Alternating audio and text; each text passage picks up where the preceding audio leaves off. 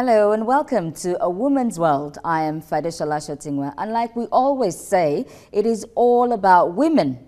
Today on the program, we will talk about what is commonly referred to as the world's oldest profession, prostitution, and how it is affecting Africa. We will also meet a very interesting personality on our Life on Top segment. We will also bring you up to date on the latest headlines in the world of women. Winemaking is booming in South Africa, and women are taking advantage of this industry. Ever heard of a black female winemaker? Well, you will get to meet one on the program today if you stick with us. But let's go straight now to our first segment for today, prostitution.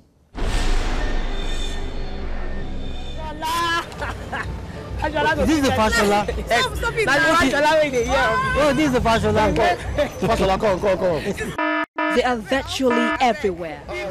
On street corners, behind residential homes, in front of highbrow hotels, bars, restaurants and other public places.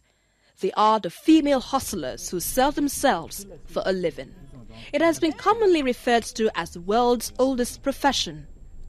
Prostitution takes many forms in contemporary society, from dangerous street walking at night to the high-end call girls who meet their clients in five-star luxury. In most instances, many women are forced into the profession by circumstances which are beyond their control. I get into it from the time I lost my mom. They took me to my auntie, where I was staying with my auntie, and she sold this drink called Ogogo.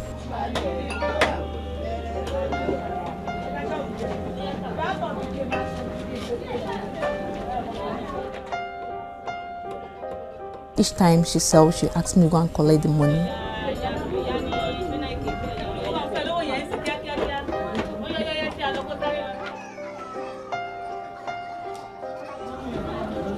So when I went there, the guy won't sleep with me.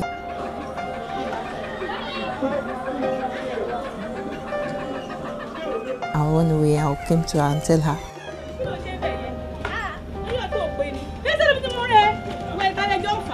She asked me to go back and bring her money.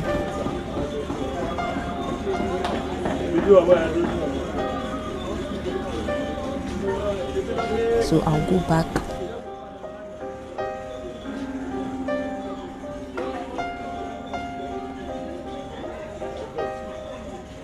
After sleeping with the guy,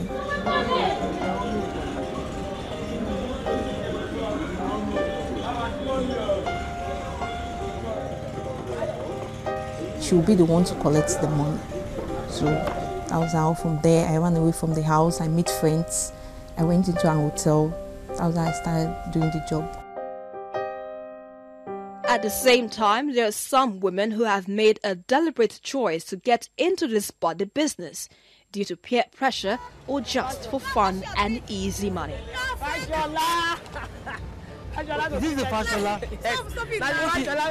But if you are standing on the street in the night, you are owning up to the fact that you are a prostitute. So that is where my business is.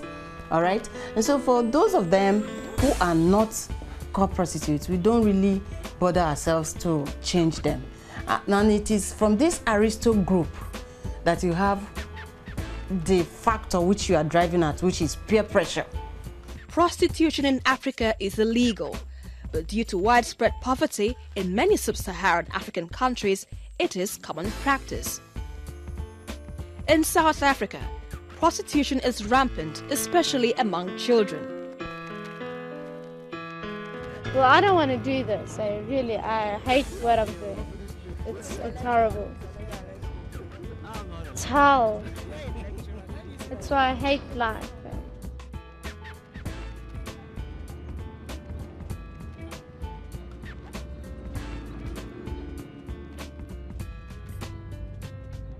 The first thing you say is, do you want to do business? If they say like yes, you tell them the prices. Okay, normal prices on the streets these days are like 150 Rand for a full booking and 20 Rand for the room. There's a lot of big guys that actually like to have small children, and they would like take, say, 20 Rand. I even did it for that when I was younger. I didn't know the prices of the streets. I would like go to the guy and I'll tell him, yeah, okay, you want to do business? And he'll say like, yeah, you give me $30. And I'll say, okay, cool, yeah, let's go. In other African countries like Nigeria, despite religious injunctions and countless laws enacted against it, the act of prostitution is still practiced in brothels and streets of major cities all over Nigeria today. Despite criticisms from society, the trade continues to thrive due to constant patronage from the male folk. The men are going for them. If you come on the street and stand for prostitution, and if you did not get a customer, I think at the end of the day you'll be discouraged. You go back. Men are supposed to encourage women to be hardworking. These days, because of prostitution, if you even want to employ a young girl and give her a job, she will tell you that how much can you pay. After all, a night I can make half of this money that you want to offer me, not knowing the consequences of what she's putting herself. But if I decide to go into cleaner or stuff like that, at the end of the day they'll pay me 15,000 naira per month, and I could make 20,000 naira per day. Because you see, some of these guys in town now, there's no way you could toast them, they will allow you to go with them freely. But what they need is money. Everything about them is just money, money, money, money. Not really comfortable, but because of the money attached to it, that's why I'm still there. 85% of the girls that are standing on the street in the night are poor. But for me, I've always said to them, agreed, you have a very touchy story. Agreed, every other person, probably me, being in your position, may be tempted to be. But there are other things you could do other than being a prostitute. Quite a huge patronage. Men can never do without having sex. Like, they love sex. Even they will have wife at home, but still they will be coming outside to come and look for a girl. And the worst is that they will not look for their age. They will not be looking for 18, 16, 20 years. Most of the people that patronize these prostitutes are married men to say, you give excuses, they do it better, they do this, what type of thing, what you want from your wife, you teach her, she will give it to you. Men that do that, they, like I said earlier, they have their own reason of doing that. Maybe most of them, their wife cannot satisfy them at home. The risk and dangers associated with this trade are enormous. The house I am, if they come, they don't do anything stupid because the manager will not allow them to. But when we go outside to look for guys outside, at times it's very risky. You know, you can go to somebody's house and at the end of the day, you guys are bidding on price. At the end of the day, after sleeping with you, the guy will not want to pay you the money. So some of them will even beat you up. And apart from the stigma already attached to sex workers, society has further marginalized them as co-transmitters of the HIV infection. How do they protect themselves? Buy Benson, buy lighter. Don't see anybody go war. You don't see anybody will go war without cutlass. Of course, yes, I always use condom. But there are still some people that insist that I shouldn't use, but I prefer using condom. So you've never had sex with a guy? Unless my boyfriend. I have a boyfriend. There has been a case of a particular Chidima who was constantly running water from her private part. Constantly running water. It was so bad. Oh, in a normal night, I sleep with like 5 to 10 guys a day per night. Once you release, you pay me my money and you go. It's not per hour or per minute. It's when you come. When you release, you pay me my money and you go. One woman has made it her life's mission to take trafficked women and prostitutes off the streets and offer them a decent life. The burden I had actually translated to a passion because I've had it all the way. Well, I couldn't do anything. And then after I graduated, yes, I tried to see if I could work 1 or 2 places. But then I remembered walking on the streets of Lagos that there are a lot of girls also hanging out on the streets as prostitutes, and I had to remind myself that there's something I can do about this burden. Since I still have a voice, at least I can do something, I can say something. And that's how we took off as an organization. It is very easy for society to impart labels for these women, but if more people take small steps towards their rehabilitation, thousands of women can be spared physical and mental agony.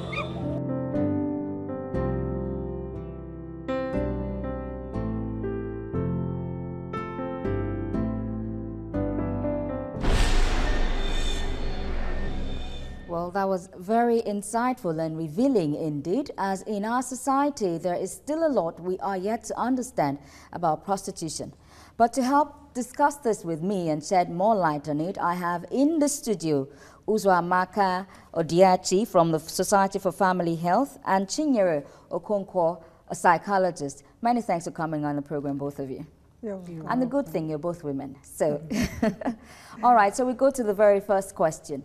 Who would you describe as a prostitute? Okay. A prostitute generally can be referred to somebody who exchanges sex for money or favor. Okay. So it's not only money, as people tend to believe. Okay. So it could be favor, it could be anything, but getting something and giving sex in exchange. In exchange for that. Yeah. Now, some people are of the opinion that people shouldn't be referred to as prostitutes. They like to use another term, sex workers, they call them? Yes. Okay. Why is that? Way. Okay. There are some stigmatizing terms we use, and it makes people that are in that kind of profession to go underneath. They will just become faceless, and that's a big problem. When you have to program for them, we are talking about public health issues. If you have to program for them, you need to see them, you need to know where they are. But does the name make a difference? Yeah.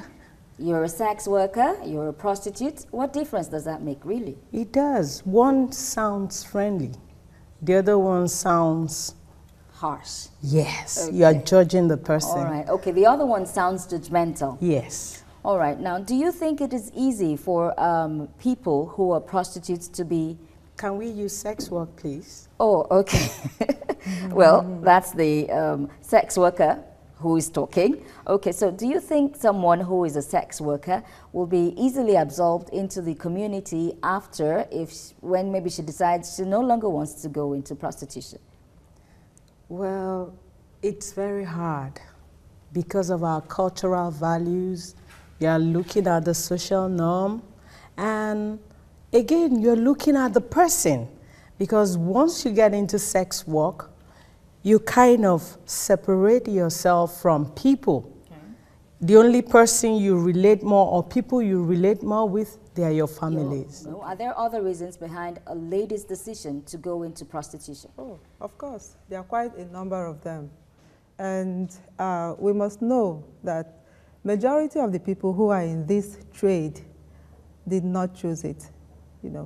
From research and literature, a good number of them had some sort of traumatic upbringing, experiences, and such experiences kind of predisposed them to the trade. For instance, one of the major risk factors identified in prostitution or sex work, is the issue of child sexual abuse. Okay. A lot of people who are in this trade. That's becoming rampant now. Yes, a lot of people who had this experience as children grow up and find themselves in the trade. It's not automatic, but it's a process that kind of evolves over time. Now, if you look at the psyche of an sexually abused individual, child, for instance, this child, it's kind of made to have a different perception about sex. You see the violence associated with it, the assault, it's rape, it's forceful, without consent, the trauma surrounding it and everything. And most especially, the kind of emotion involved in the person who has been abused. Some of them, in my experience from my job, some would describe themselves as feeling very dirty afterwards. I'm sure. And they live with that, they move on with that, and you find out that a lot of them who were abused sexually as kids, it did not just happen once. And so a kind of orientation that this is how life is. Even though I don't enjoy it, I have no emotional attachment. It's so just a job. I can actually use it and make money. Yeah. So it becomes an easy way out, a kind of transition. A man that is raping a little girl will cast a stone when will be the first. Yes, when he sees a prostitute or a sex worker, which is not supposed to be. If you weigh the sins of the two, one might be, sin of choice. The other one is just absolute disorder. Okay. You understand? Okay, all right. I'd like to thank both of you for coming on the program. Uzuamaka Odiachi and Chinyere Okonkwo. Many thanks for being here. You're welcome. All right, well, it's time now to take a look at news making the headlines in the world of women. Stay with us. TV personality and actress Oprah Winfrey was presented with the PAR Award. Today is inspired because being around the energy of other women who look like you, who have accomplished, who are doing well, who have had struggles but have turned those struggles into triumphs, who have had challenges but have managed it, and you get to see that, and it's a reflection of what your face looks like. Come on, it does not get better than that. Yeah, and you get a new dress too. Yeah. Winfrey believes the honor signified that she was on the right track. The lists and the accolades and all of that stuff comes from people who are observing it. So the way I look at it is, oh, somebody saw that what I really felt I wanted to do and be and how I wanted to do that. The award is an acknowledgement that you're on the right track. In Kenya, female presidential candidate Martha Karua has called for gender equality in the country. When we deny one gender, mainly women, the participation, it means that half the potential of the country is not fully utilized, it's underutilized. Therefore, let's move forward together, men and women, to ensure that we tap all the untapped potential of our country. Funmi Odegbami, sister of Nigerian Afrobeat singing sensation May 7 and daughter of Segun Odegbami, a retired football player, has received nominations in categories of Best Makeup Artist of the Year and Best Educator of the Year. The nominations were announced by prestigious Women for Africa, a UK-registered organization focused on celebrating and empowering Africa and its women. Odegbami is the CEO of Mink London and founder of Makeup Show Live. Mink London is an award-winning makeup school and agency that specializes in makeup for women of color. Mink London was established in 2005 and has become a reputable makeup artist training facility that offers accredited makeup courses to thousands of students from all over the world. And that's the headlines in the world of women. It's time now to take a break. And when we come back, it's the Life on Top segment. Stay with us.